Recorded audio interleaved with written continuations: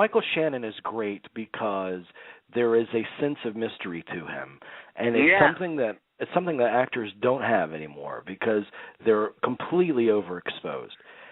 Michael Shannon, you can't quite figure him out. You like him, and yet you're completely creeped out by him.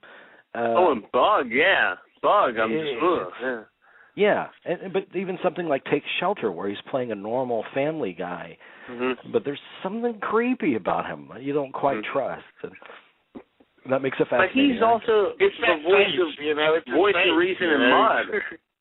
What's that, Dean?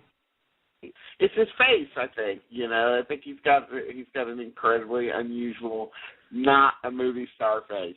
No, he doesn't. You're absolutely right, Dean. But also, like in something like Mud, even like as in with Revolutionary Road, in Mud he seems to be, and I know it's a very small part, but he comes across as the film's consciousness almost. Well, and there's moments in The Iceman where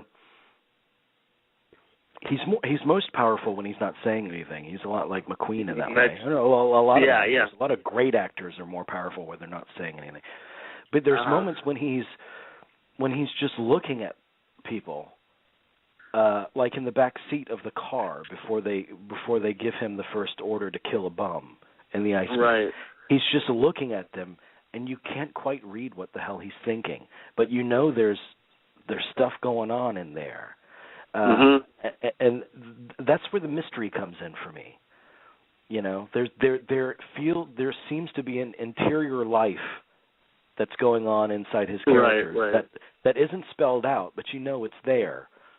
I like that a lot. Now let me ask you this: do you think I read this earlier, and it might have been on our pages. Do you think he's in Pacino's league?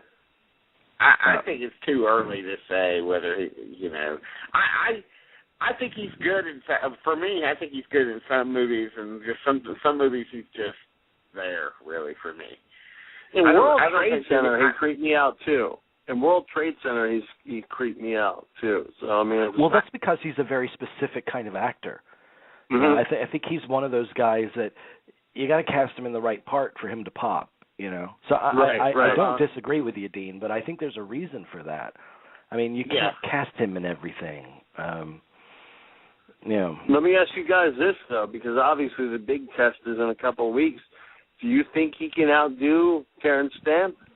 I think it has to be completely different. I mean, it's going to be crazy. It's going to be a crazier Zod than we've ever seen. I'm not looking for it to be as iconic as the Terrence Stamp. No, it can't be. It can't be in this telling. I mean, it has to. It looks just from the trailer, at least from those two scenes in the trailer, he looks like he's like a truly evil Zod, sadistic Zod. I think it's a good choice. I don't know what they're doing. Oh, it's an awesome choice.